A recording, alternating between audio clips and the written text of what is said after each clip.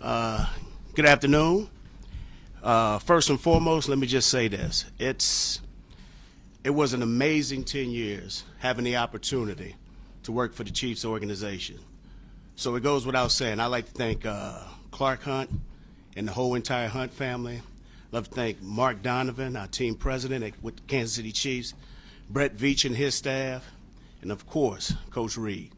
It's been an amazing journey, getting to this point and having the success that we've had over the years. But now it's time for a new challenge. And looking at these guys up front, Eric Bieniemy is fired up. He's fired up. And you guys will figure that out real soon.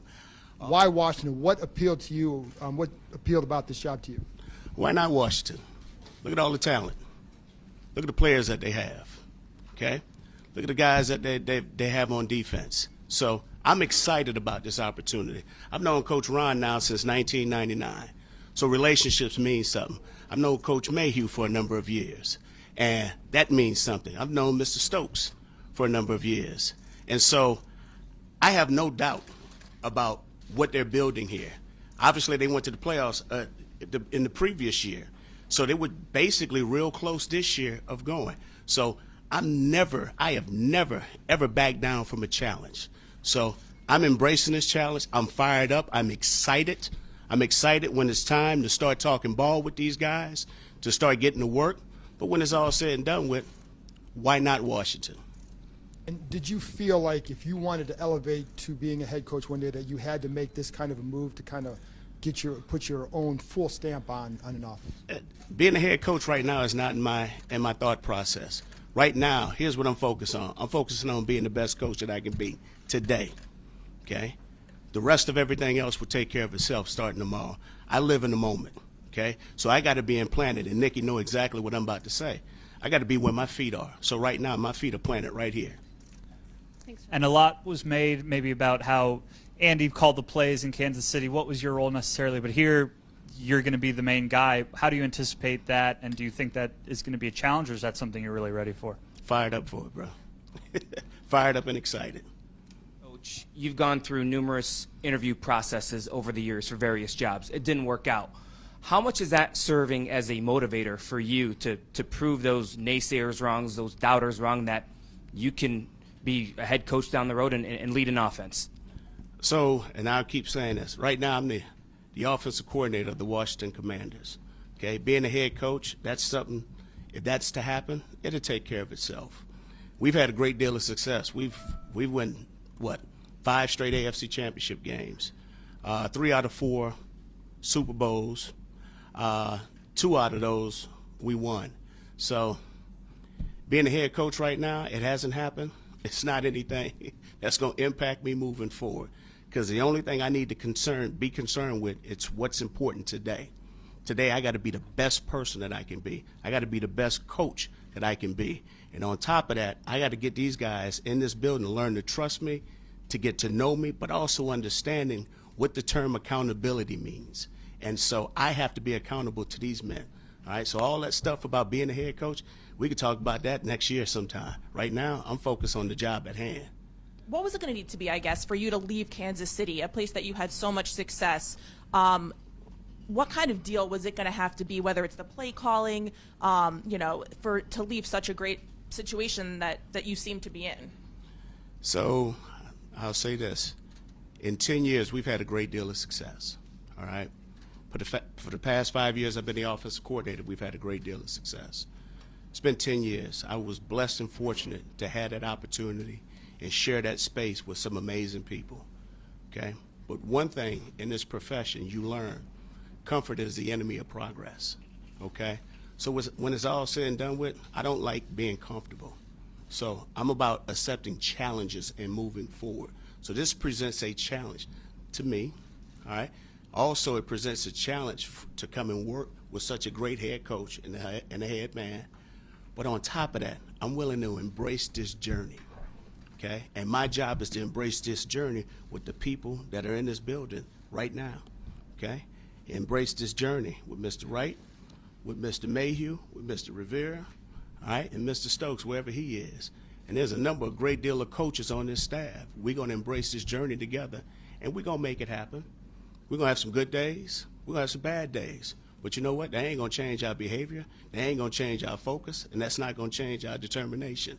So we're going to focus on the prize, but we're going to focus on the prize one step, one play, and one day at a time. When did you realize that that next challenge you mentioned would have to take place outside of Kansas City? And when, how were you able to balance that when you were going through it? I know you mentioned being where your feet are, but it must have been, balancing two trains of thoughts there. Well, first of all, you got to be able to process information and be able to live in the moment, but also, too, you have to plan for your future. Did I have an idea that I would be leaving the Kansas City Chiefs? Yeah, I had an idea that I would be leaving. So you always envision it in a different way, but like I said, I've been there for 10 years. I've accomplished a lot of things there. It was a great organization. It was a great time. There was a lot of family that has been made there. But now it's about broadening my circles, okay, and expanding and getting to know my new family, okay, and having an impact in helping this team and this organization to accomplish goals and things that we want to strive for. So you learn how to focus, all right, but you got to be able to process it. You got to put it in a different category. So did I have a plan? Yes, I did, okay, but that wasn't going to impact anything that we were looking to strive for throughout the course of the past season, all right? It did not become a distraction. But when it was all said and done with, when it was time to move on, it was time for me to go and accept this new challenge and embrace it. It's been well documented that you wanted to be a head coach, but I want you to describe that moment when you made that decision, where you were when you decided, I'm going to come to D.C. Well, it was shortly after the Super Bowl. We had got everything arranged, and I was ready. Now, obviously, it was throughout that process, and the past 2 weeks has been physically and emotionally draining, and in a good way, all right? Because we went from winning a Super Bowl to coming back, flying back in town, getting acclimated, going through exit meetings, and then going through the parade. But I knew when I landed back in Kansas City what was in store. So I knew that it was time to move on. So you're talking about the different waves of emotions that I experienced, just having that opportunity just to say goodbye to the players, spending that time throughout the parade of just feeling the emotions from the fans. And so I knew exactly what I wanted to do, and this is why I'm here. But one thing you guys have learned about me, yes, I'm very appreciative and thankful and grateful for the opportunity that was presented. But on top of that, okay, when I knew I was getting on that plane, I knew exactly what was going to take place. I know you said you're focused on the moment. You're not worried about the past or the future. I think a lot of your supporters, though, are not quite caught up to there yet. There's still people who are upset that you were not given the opportunity to be a head coach and don't love the journey to this point. What do you say to those people who are still fighting the fight of why you should be a head coach?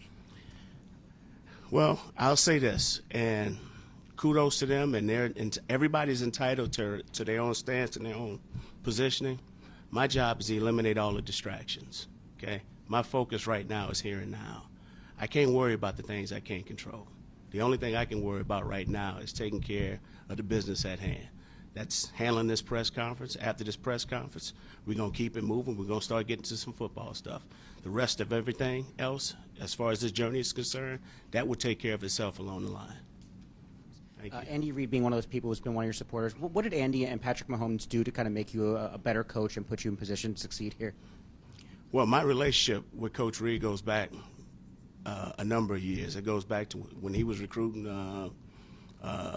in Southern California, and him playing against some of my high school coaches. So I've known about Coach Reid for a number of years. And Coach Reid has had a huge impact on my career. Obviously, I had an opportunity to play for him. But, he's a consistent individual. He's a creative mind. The thing that he's done a great job of is getting me to see the big picture with everything. And he was just an outstanding person, and sometimes like a father figure. you can go and talk to, but also, too, he wore that head coach title for a reason. I can't tell you how many times he threatened to fire me. So, because I've taken him to that point at times. But he's taught me, more importantly, about consistency, and that's probably the most thing that I can speak highly of more than anything. Coach Reed is the same person that you saw when he walked in that building in 1999 with the Philadelphia Eagles, and he's the same person today in 2023. Is that it? Thank you, guys.